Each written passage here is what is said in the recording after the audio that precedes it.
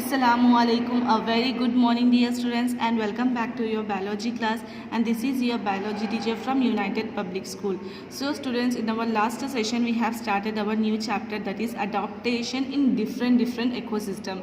As I told you, what is adaptation? Adaptation in the sense changing. Okay, changing in different ecosystem in the sense the combination of biotic and abiotic components. What are the biotic components? The living things, that is the plants and microorganisms, small microorganisms, and we human beings and animals. Those are the biotic. And what is abiotic? Abiotic in the sense non-living things, like natural non-living things, or like what we say, temperature, air, climate, on and this earth also, right? So under that we are going to study in this lesson some topics, that is adaptation in different desert animals and plants. So in our last class I told you some desert plants, like that is opentia plant and aloe vera plant, remember? So in our today's class we will discuss about adaptation of desert in animals, okay, and some other topics we are going to see in this lesson, that is adaptation in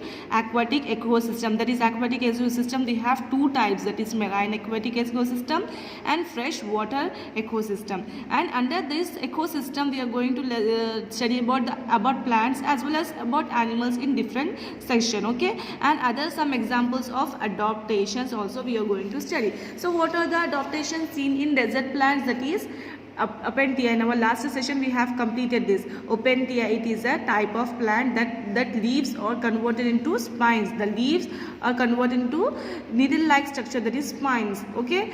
Why? Because to avoid the transpiration process. What is the transpiration process? Evaporation of water through the leaves. So if the leaves are present, then the stomata will present. If stomata are present over there, then what happen? More amount of water will lost by the help of stomata. So these leaves are changes to the spines in order to lose the water loss. So this means also helps in storage of waters in the stems, okay.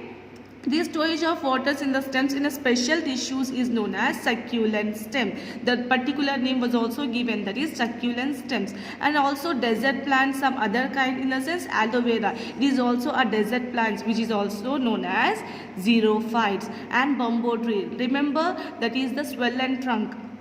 So as you can see in this picture, it is a baobab tree which has a swollen or the thick ends, the swollen or the thick trunk. In this what happened? This plant will store more amount of water so that it can be utilized in scarcity of water. Some other adaptation seen in desert plant is living stones. Living stone in the sense the stones are living things, means that are actually plants, that is known as pebble plants. Pebbles are known as small stones, that is pebble plants. So it will helps. Why they are changing? That actually the pebble plants have the leaf like pebble in structure, pebble in the sense rocks. So why? Because it want to minimize the usage of water and it want to protect from predators who want to eat the plant's leaves, okay. And next we have xerophytes. Xerophytes plants are also in this also have some other kinds of plants, that is ornamental plants. Ornamental plants in the sense decorative plants, as I said you in our last session. So this helps in decoration. Actually this helps in flower decoration, that nowadays they are giving gift in some occasions like birthdays and anniversary and all. So actually this we will use a colorful flowers. So next we are going to see adaptation in desert plant. We have completed, right? Now we are going to see adaptation in desert animals. So here we are talking about animals. So some animals are also living in desert are also modified. They are showing some adaptation, like sidewinder adder. So that is a snake crawl. It what these snakes do? It will press their body against the hot sand. Why? Because they want to cool down their body, so that they will press the body in the hot sand. As you can see in this picture, it has figure number 7. These are the snake, okay. Which snake? The sidewinder snake, desert snake. It will press its body towards sand so that its body will get cooled down. So next type of adaptation seen in animal is actually golden mole, as this is the figure of golden mole. So what they do, it will escape, it want to escape from the hot heat. How they are going to escape? By swimming. They will swim in the sand just below the surface, on the surface not, below the surface. This this golden mole will swim, and it scarcely emerges out. It finds all need below the ground. Only sometimes only these golden moles will come out of the sand, because everything they will find inside the ground only. So they live inside the ground itself, sand itself. So we have another some animals which shows extraordinary of abilities to survive in desert animals, that is kangaroo rat, which is present on the western North American desert. What they do, they can live without water for the whole year. Without water they can live throughout its lifetime, because it has a body which will synthesize, the body itself synthesize a little bit of water. How? By during the process of digestion. When they eat something, during the process of digestion, is the body of this kangaroo rat will be synthesize some amount of water. That amount of water will utilized by this rat itself only. So this figure you can see, these are the kangaroo rats which lives in the desert of north and west. Next we have the desert bird, which is the name of the desert bird is sand grouse. It flies long distance for the search of water, which is carries back in the crops. Okay. So see this, the figure of sand grouse. It is a sand grouse. It will fly long mile distance for the search of water. Next we have the fiery soul of fennec fox. The name of the desert fox is fennec fox. It helps in working in hot sand. It has a fiery souls which help in working on the hot sand, and it also loses heat through its ears. So as you can see the image of the fiery sand. Okay. Next we have the sand become too hot when the sand diving lizard holds its feet in the air to cool down. So we have another lizard, that is diving lizard, which lives in the desert. As you can see in this figure, this is the diving lizard. So it will hold its feet on the ground so that it can cool down its body. Okay. Not only these kind of adaptations are seen in animals, but also they have another kind of adaptations seen in animals, like some strange adaptation, that is animals which are active during night time. Some animals, we are active during daytime and we will sleep during night time, but some animals live in desert or other areas are active during night time and they will sleep during daytime.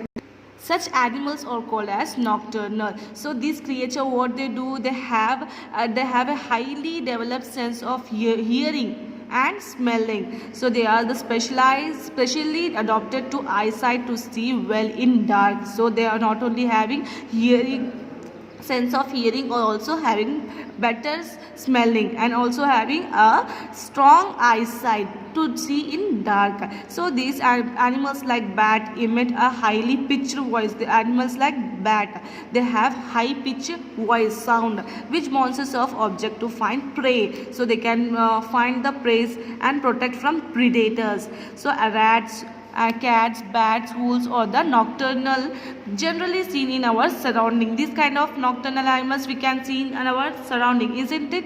Okay. Some insects like crickets, fly, and fishes like cocktail fishes are active during night. So this type of fishes are also active during night time. So not only animals like birds and all, but also fishes. Some fishes are also active during night time and they will sleep during daytime. That's or nocturnal fishes also. Some desert animals become nocturnal inside, escape extreme daytime heat. So some desert animals will also nocturnal during daytime because they want to escape from the hot heat. Okay. So we know all organisms need shelter to live inside. Shelter in the sense they want home and food so to survive, and they want light also, and air and many other things for their survival. Not only these things, but we also need many other things to survival. Okay, so organisms often show adaptation according to their requirements. What they want according to that requirement, or animals will show adaptation in the sense changes. This is all about adaptation seen in desert animals. So next topic we have adaptation in aquatic ecosystem. As you can see over here, we have done with the adaptation in desert plants as well as animal. Now we are moving towards adaptation in aquatic ecosystem. It is a quite lengthy topic, so be careful. Don't get confused. So here adaptation in aquatic ecosystem is actually of two types, that is freshwater and marine water ecosystem, because the water is different, right? Here freshwater and marine water. So these are divided into two types, two conditions, two environmental condition. Okay, so that is freshwater ecosystem and marine water ecosystem. So example, as you can see here, freshwater ecosystem has like ponds, lakes and rivers all come under the freshwater ecosystem, and seas and oceans which are very high in salt water like salinity all comes under marine water ecosystem.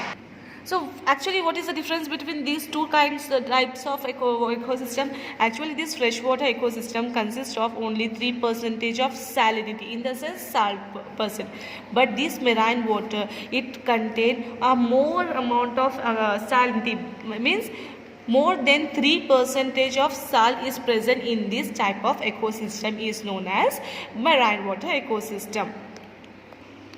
So as the living conditions are different, the different animals live in different conditions, right? According to that they have a different body structure, right? So generally aquatic adaptation can be seen as structurally or in like presence of some special air spaces inside the bodies, or the presence of some extra structures that helps organisms to swim or to float in the water in habitat. Okay, so as we are talking about floating animals, which means they can float, they can swim, right? In that some animals have the alag feature, different features. Like some animals have flippers in turtles. So as you can see, these are the turtles, and these arms are like a flippers. It helps in swimming. And some animals having, aquatic animals we are talking, right? So some fishes have fins. These fins helps in what?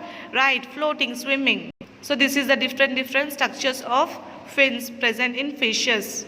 So some animals like dolphins have floaters. See, this is the dolphin. It has not a fin. It is a floaters. Helps in swimming. Nextly, some micro photosynthetic animals, like name of the animal is Phytoplankton. It has oil in the cells. The cells contain oil that helps in floating. See the picture, it is a phytoplankton. It has a droplets of oil that helps in floating. This is different adaptations of animals can be seen in aquatic ecosystem, overall aquatic ecosystem, in different conditions of watering that we will see in our next class, that is freshwater and marine water. So dear student, your today's assignment is you have to write third question, that is what special adaptation can be seen in following example, that is mangrove tree, camel, fish, dolphins, plankton. This third question you have to write in your homework notes and submit in your groups. Okay, thank you students. Have a nice day.